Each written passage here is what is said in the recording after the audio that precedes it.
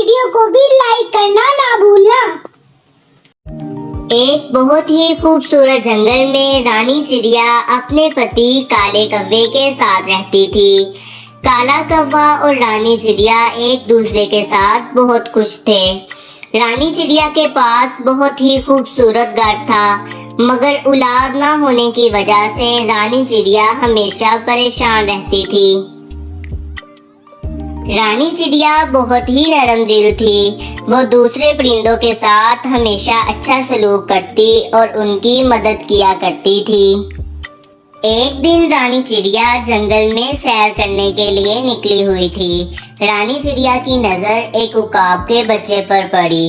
वो अकेला बैठा था। रानी चिड़िया उसको उठाकर अपने घर ले आई। घर आकर रानी चिड़िया उकाब से उसके माँ बाप के बारे में पूछने लगी। बेटा, तुम्हारे वालिदैन किधर हैं? तुम जंगल में अकेले क्या कर रहे थे?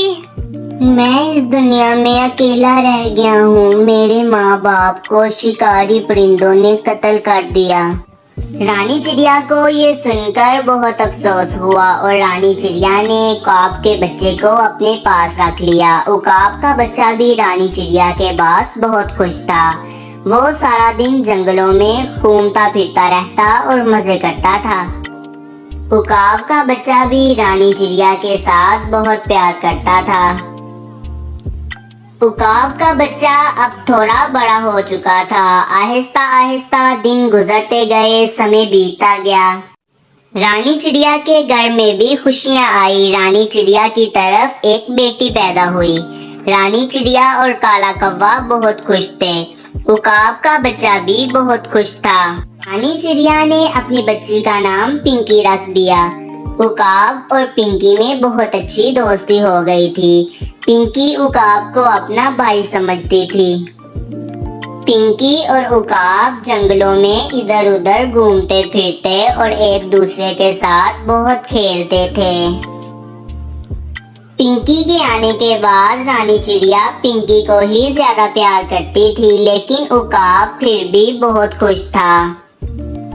एक दिन रानी चिड़िया बाजार से घर का कुछ सामान लेने के लिए गई। काला कौवा भी काम पर गया हुआ था। उकाब और पिंकी घर पर अकेले थे। अचानक एक सांप घर आ गया। उकाब पिंकी की जान बचाने के लिए सांप की तरफ आगे बढ़ा और उसके साथ लड़ने झगड़ने लगा। उकाब ने सांप को कत्ल कर दिया और उसको उठाकर बाहर फेंक आया। रानी चिड़िया जब बाजार से सामान लेकर वापस आई और उकाब के मुंह पर खून देखा और फौरन से बोली, जालिम उकाब, ये तुमने क्या किया? तुमने मेरी बच्ची को कत्ल कर दिया। मैंने तुम्हें माँ की तरह प्यार किया था, लेकिन तुमने मुझे इसका ये सिला दिया। अब तुम मेरे घर में बिल्कुल नहीं रह सकते। निकल जाओ मेरे घर से। उकाब ने रानी चिड़िया को सारी बात बताने की बहुत कोशिश की, लेकिन रानी चिड़िया ने उकाब की एक ना सुनी। उकाब को रानी चिड़िया की बातों का बहुत दुख हुआ और वो दूर जंगलों में चला गया।